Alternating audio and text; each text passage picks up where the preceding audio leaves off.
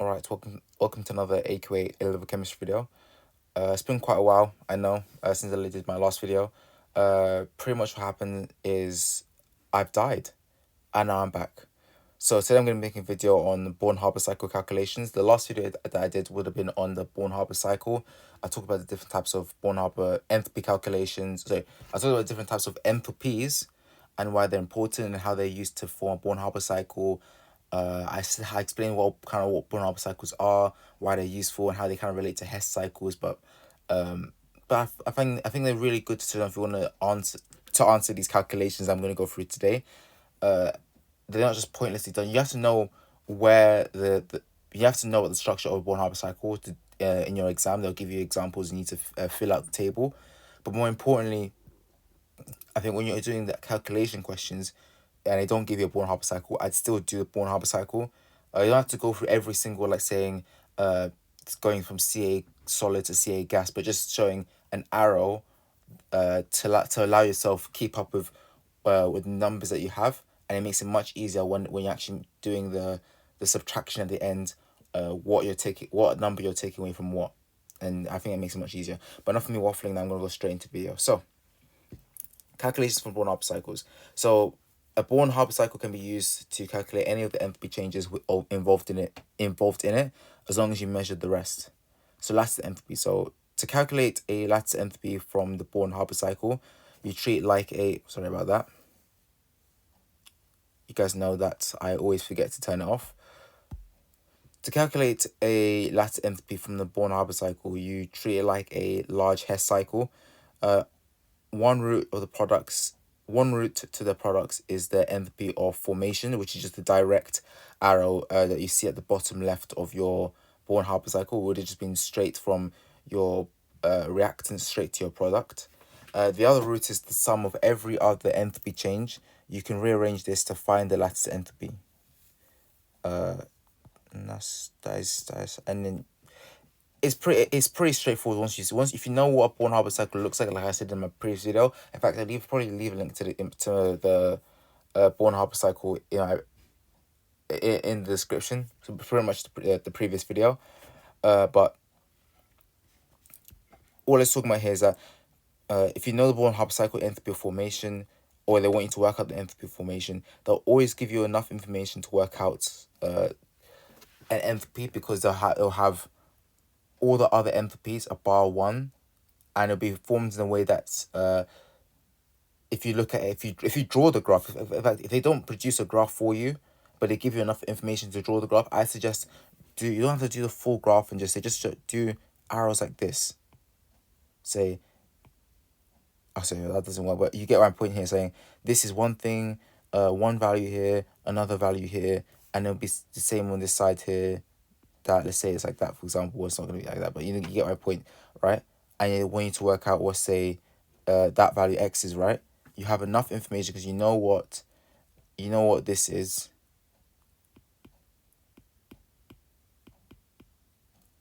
Let's say you know what y is, right? But you need to work out x. You just do all of this minus this, and now you have your value for x. But as I said, I'll go through a couple of examples so you can understand what I'm saying. But knowing what a Born-Haber cycle looks like is really useful, and it's useful for this reason because we're able to. I don't know why it's just done that for some reason.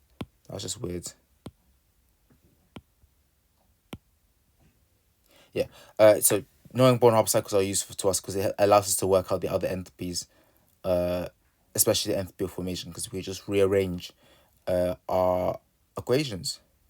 Theoretical differences. So the calculated lattice enthalpy are rarely correct. So this is one thing you need to know for your exam. The calculated lattice enthalpy are rarely correct. They're close, but not exact.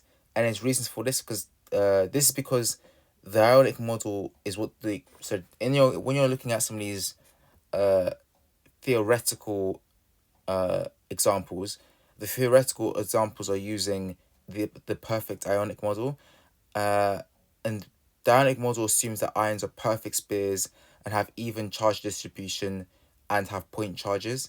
So they're assuming that they're perfect ionic compounds.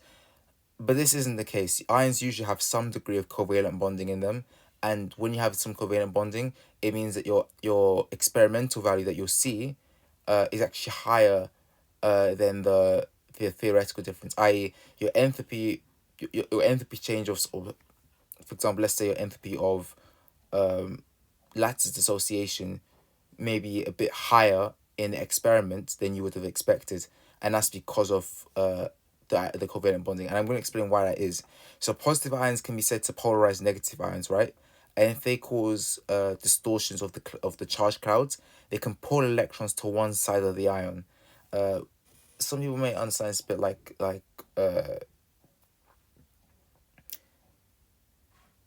dipole dipole or weak dipole dipole, where you have like the or I believe that's how Van der Waals are formed, where they have the positive ions can be said to polarize negative ions, and they can pull them to one side.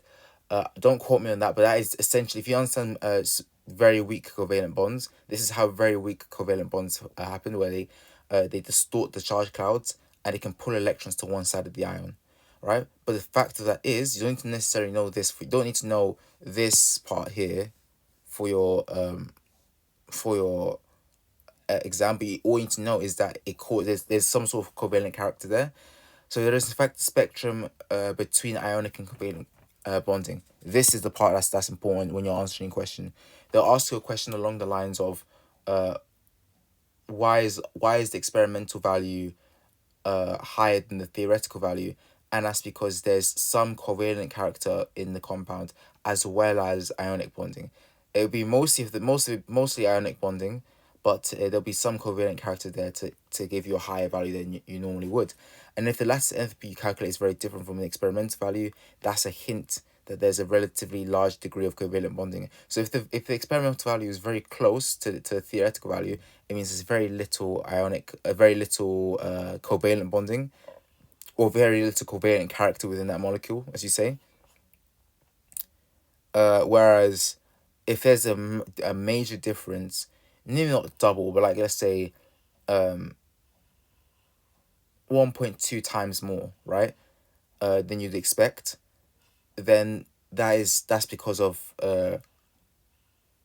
if experimental value, for example, let's say lattice dissociation, if you calculate that to be 1.2 times greater than you'd initially expect, so let's say 200 kilojoules more than you'd expect, that's because that shows there's a much larger degree of covalent character than expect then so that means there's a large degree of covalent character within your molecule.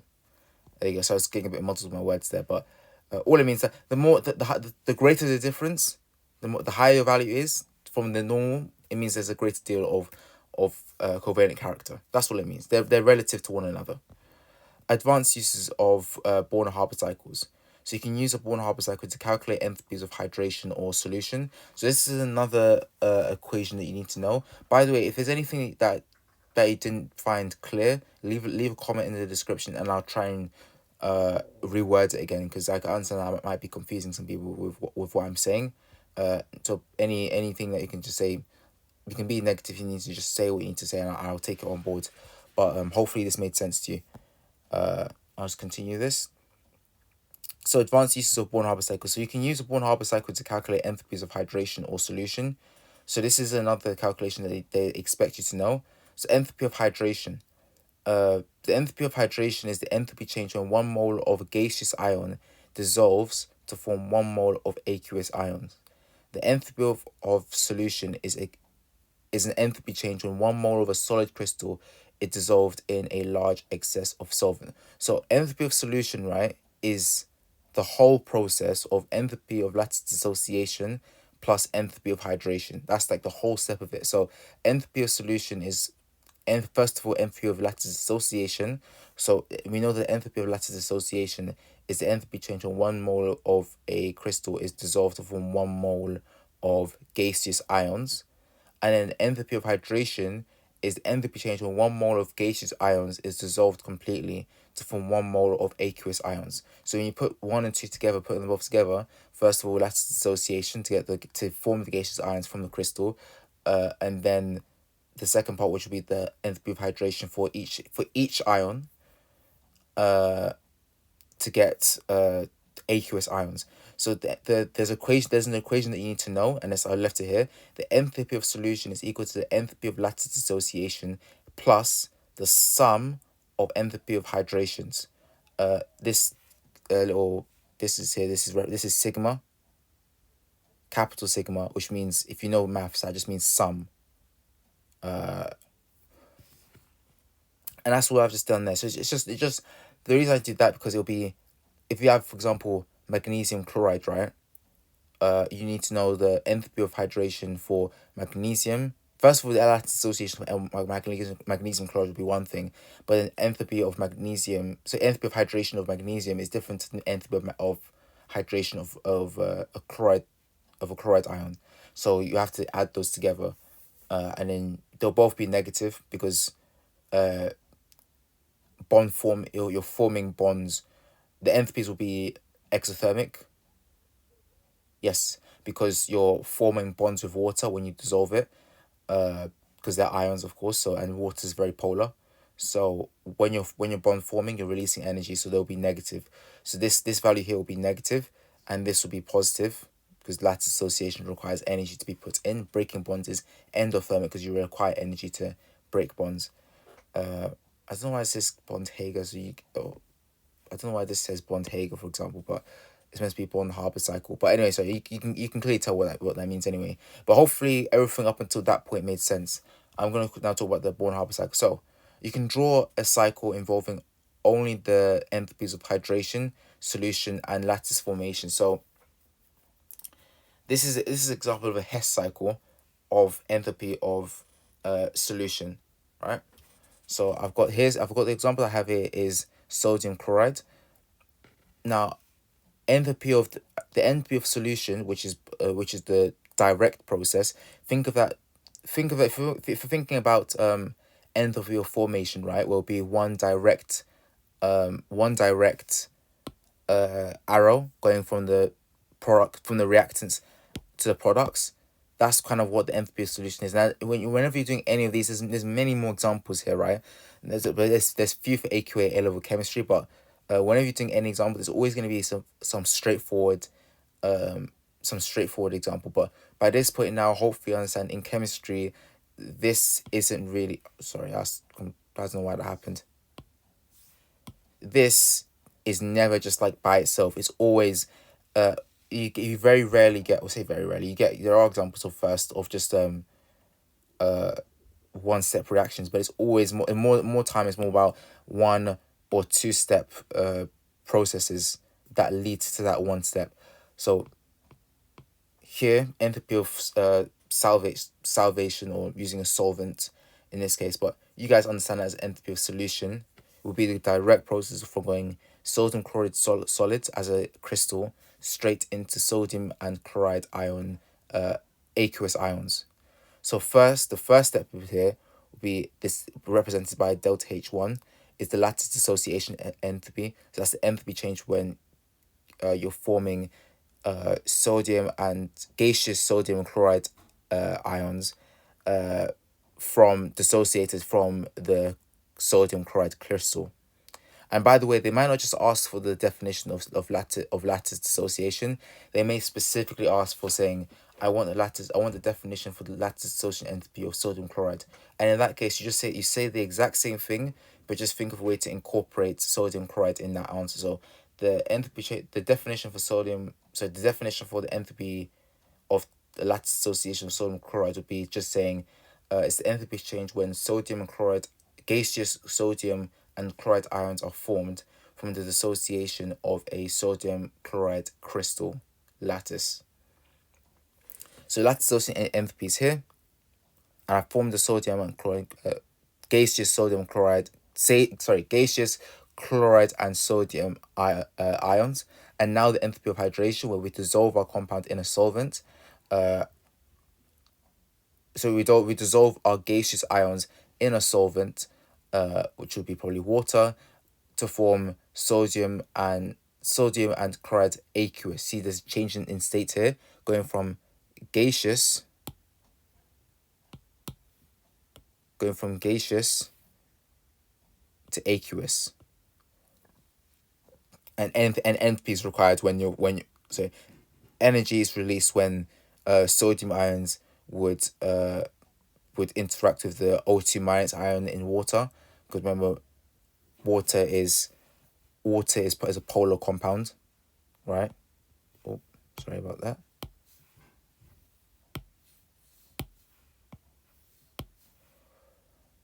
Water is a polar compound.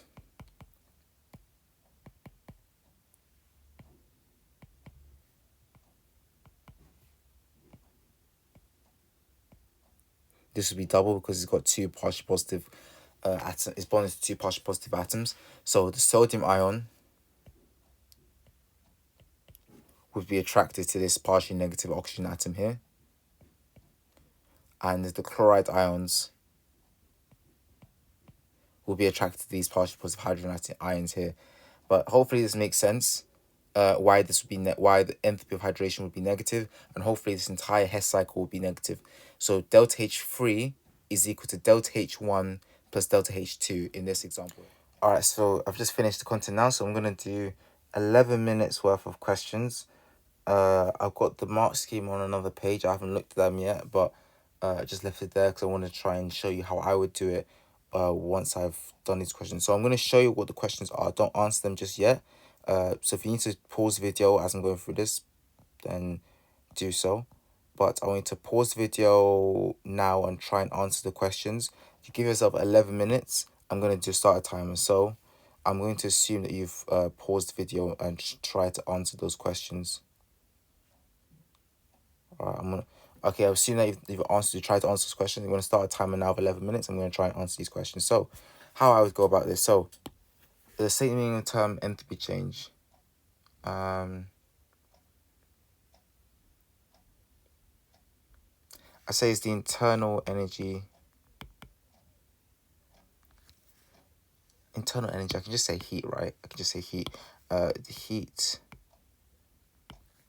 change under constant pressure. I know it's just under constant pressure, but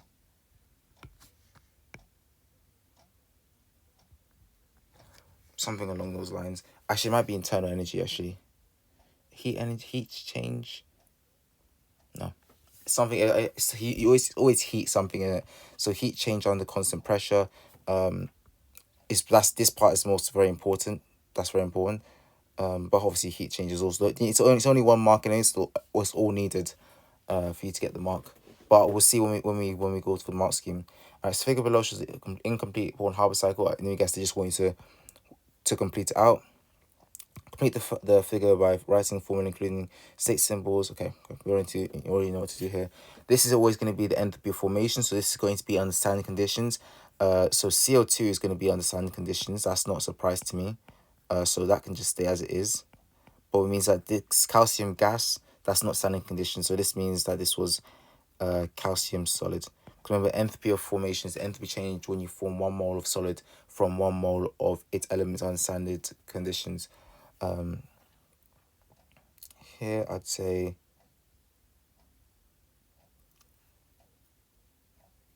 if you've gone here, that's not going to, so this is going to stay the same as calcium. Oh, sorry. This is just going to be calcium plus. Remember to include state symbols. Always include state symbols. Calcium gas plus electron plus 2. This is the atomization of chlorine to form 2Cl. Right, this whole thing again. Ca plus gas plus an electron plus 2Cl. That's it. Just atomization. And here's the electron affinity of chlorine, because we need to have ions for lattice formation. So Ca2 plus gas plus 2Cl minus gas, and then that's it really. All right, so see, it shows they've given us some information here. Use the figure in part A in data table 1 to calculate a value for the enthalpy of lattice dissociation of calcium chloride. Right, so they've given us all the information we want to work out. this will be the enthalpy of lattice dissociation. See how the arrow's going up. If it was a lattice formation, because a lattice formation includes bond forming, so it'll be down an exothermic process, but upwards showing that energy is going in. It's an endothermic process because lattice dissociation is breaking bonds, which is an endothermic process. Right, so I said before, like I said in the last video, treat this like a algebra question. That's how I would do it personally. You can do it the other way, but if you explain it in the right way, you're free to do it however way you feel like you want to do it. But this way I can just clearly see what's going on either side. You're just clearly taking away, treat this like saying, what's the difference between here, the distance between here and here, right?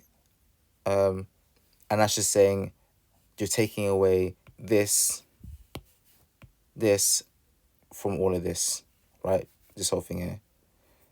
Obviously, I'm going to remove that. You wouldn't draw this in your actual exam. You wouldn't do that. But you can leave it at the Excel. They wouldn't care too much about that. I just, first of all, label what you're doing. If you don't know how to see it first time, just label what you're doing. They can't take away remarks from doing this. Atomization of calcium, plus 193, plus 590.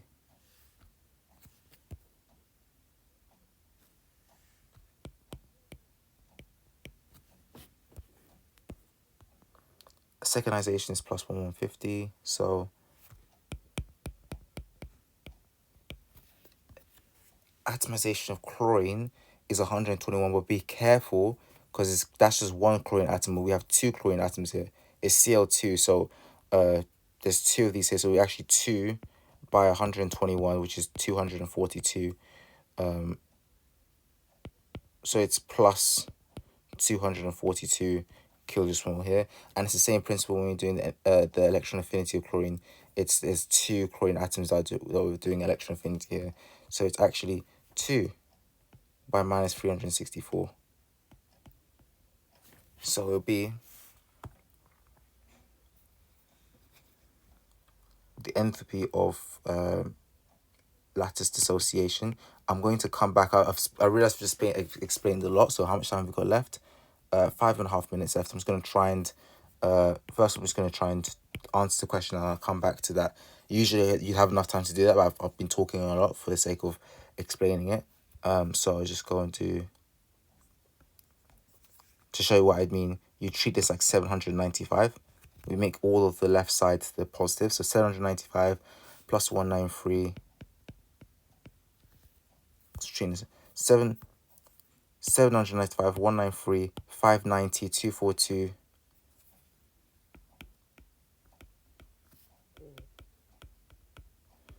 Plus 150 minus 2 by 364. I'd probably leave this as 2 by 121, just so they understand where the 242 comes from. 795. So you just go like this.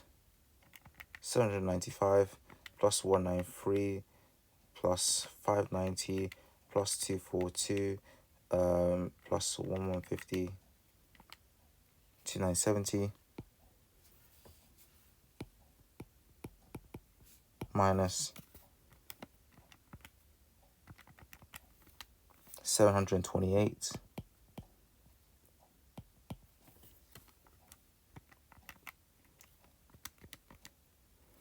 2242.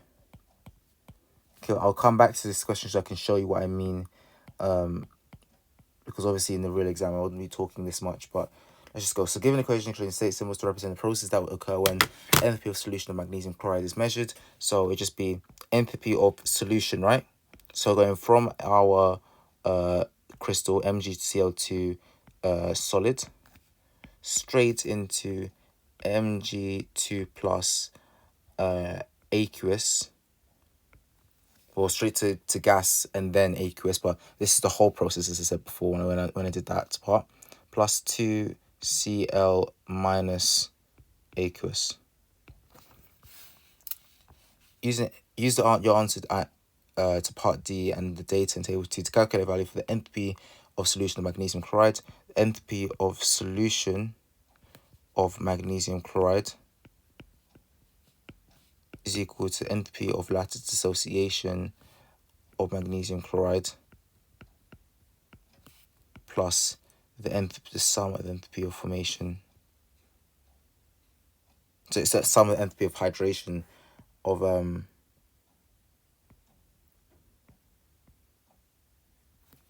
of Mg2 plus Cl minus. So that would be equal to 2493. So probably make it a bit better. 2493 plus minus 1920 plus 2, because remember there's 2 chloride ions here, so 2 by minus 364. Some people get caught out by that, so I just want to make sure that people don't get caught out by that. So 2493 plus minus 120 plus 2 by minus 364, and that's equal to minus 155 kilojoules per mole.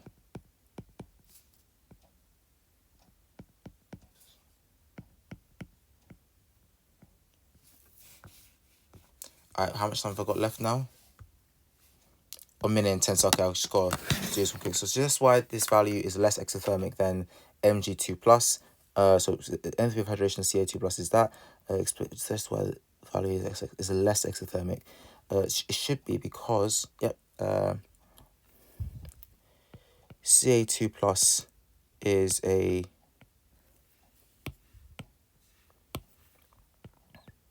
Ca2 plus is a larger ion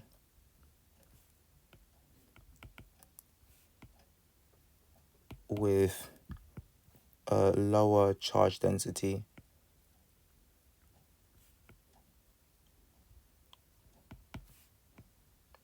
and a weaker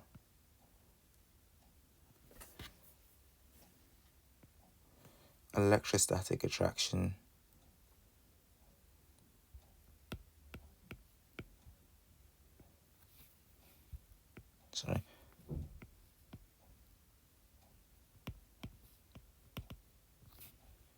to O2 minus. There.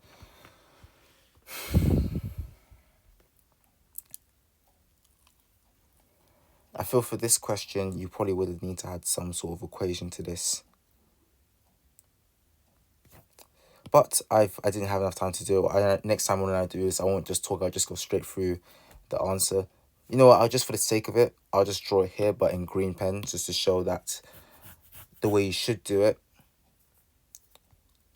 Yeah, next time I won't speak as much. I'll just go and do it straight away, so then I just save time from me just waffling. But how I looked at this and said, I am doing minus the enthalpy of formation, right? Plus, I'm doing negative this to try to make it a positive. I'm making them all positive. Enthalpy of atomization of calcium plus the first ionization of calcium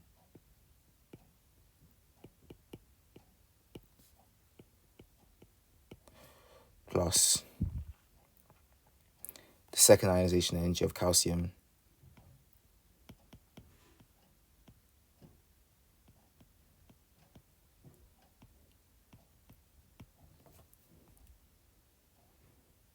plus the enthalpy of atomization of chlorine. So the enthalpy of atomization of chlorine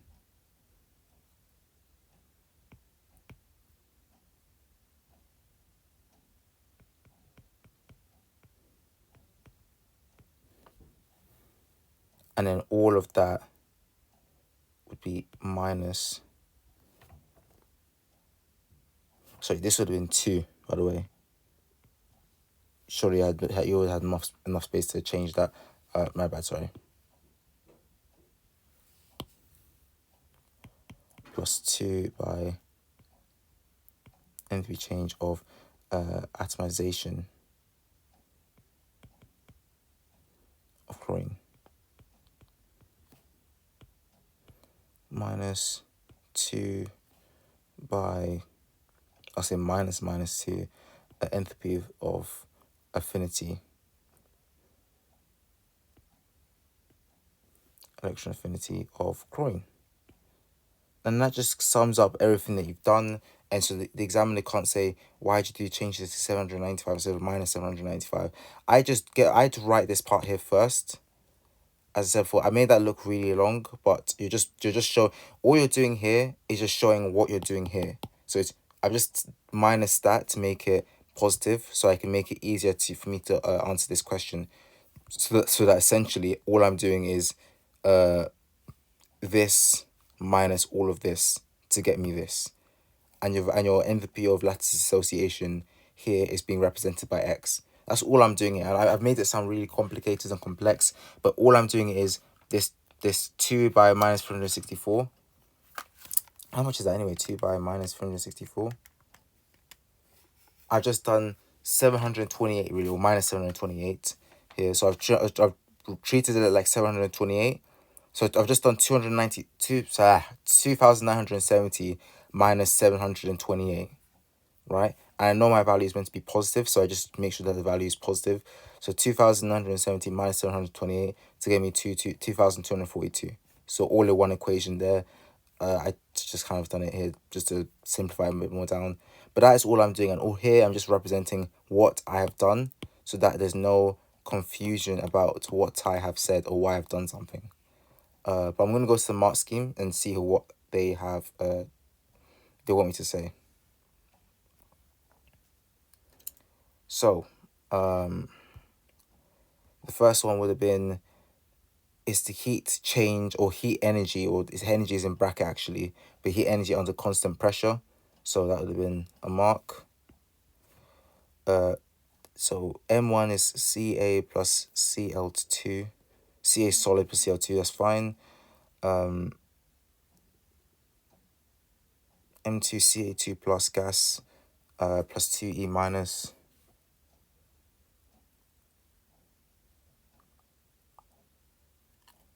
Oh, that's an alternative.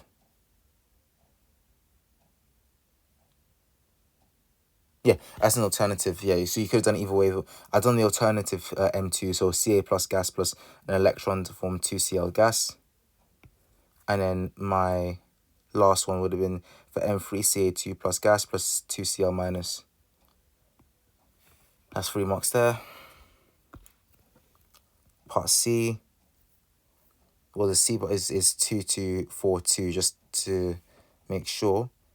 And they don't actually they don't want you to do any rearrange. They don't actually require you to do all of this actually. So you would have been fine. As I said before, just go straight forward to do this. I first of all, I just go and do this. I go straight to just doing this. But I've seen some mark schemes where they want you to represent what you're doing by some sort of equation first. But just get the numbers down first, because I don't waste your time doing all of this. Get the numbers down first, and hopefully the numbers I did it in were correct. Well, it obviously was, because it got me to this. In fact, they want anything specifically showing that you've got to minus 700 and what was it? Oh, actually.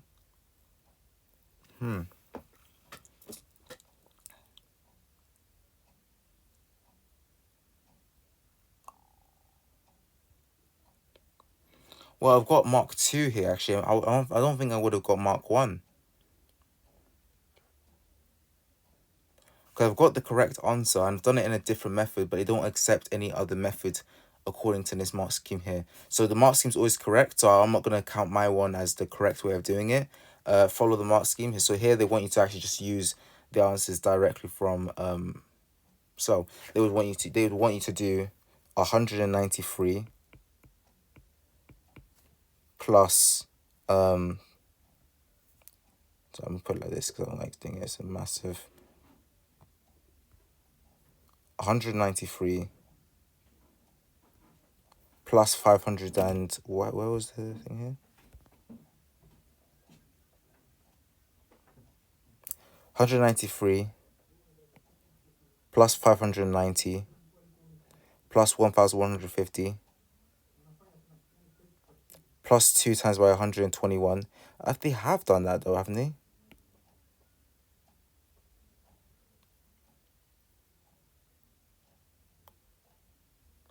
Oh, no, I've done the same thing. I've done the same thing as them.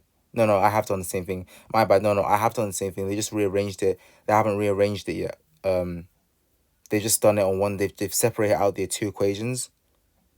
But you would make sure that the numbers that you use from your equation are correct. Okay, now it makes sense now. Yeah. Because if you did this technically here, enthalpy of lattice, so oh sorry. Technically, and I don't know. Oh, why does it keep doing that? It's quite annoying. Well, technically, right, if I've done this, I've technically rearranged the equation correctly. Sorry for the noise in the background. But technically, because here it says minus 795 plus lattice dissociation energy or lattice energy, right? Is equal to 193 plus 795. But if I've just moved this over and I've rearranged the equation, if I just written this, technically, that would have been that would have still been the correct way of doing it. But follow the mark scheme. Don't follow what I say. The mark scheme is always correct. That's what they want you to do. Even though AQA can be a bit stingy about the way you want it, this still gets you to the same answer. But present it the way that the AQA wanted. They want you to represent it as minus 795 plus your lattice energy is equal to 193 plus 590 plus 1,150 plus 2 times by 121 plus 2 times by minus 364. But why do they put minus 364 when it's coming on this side? I guess because this is the lattice of formation. And lattice formation is usually adding that all together, I guess. But yeah, lattice formation is equal to is literally equal to this minus this. But anyway, this is still technically the way I've got to the right answer. I've shown all the right values, correct values. I've just rearranged the equation. So, but hopefully they allow that in exam. But just do it the way that they want it to. They want you to represent it there. The next one, MgCl2, solid plus Mg2 plus. Yeah, that makes sense. That's fine. I said I'm gonna denote a mark here. I'm gonna put this as 1 mark here. I have to be fair to myself. I got mark 2 only. Minus 155. Now, yep, I've even done the right equation, so I say that's correct on both aspects. And the last one, saying that the Ca2 plus ion, well, you have to necessarily say ion, is already pretty obvious now, but Ca2 plus is a larger ion, bigger. They'd allow superlatives like other adjectives to represent Ca2, so larger, bigger, the you don't say than Mg2 plus because that's in brackets, but it's clearly bigger. You don't have to actually mention the charge density, so charge density is necessary to say here. Weaker electrostatic attraction, but it's a weaker attraction to the O2 minus in water, or the electron. You know what? I wouldn't give myself 2 marks. I'd give myself 1 mark because I want to say I just remembered how I would usually represent. I'd say this is as. Oh.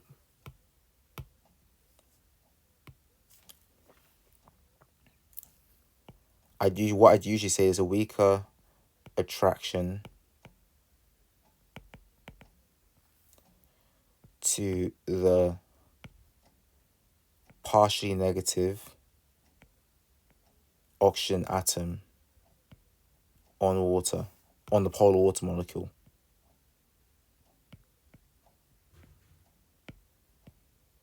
That's how I'd say. That's how I'd say the second mark. That's how I'd usually say about it. As I said before, I haven't looked at any of these questions. I've just gone straight from the dome.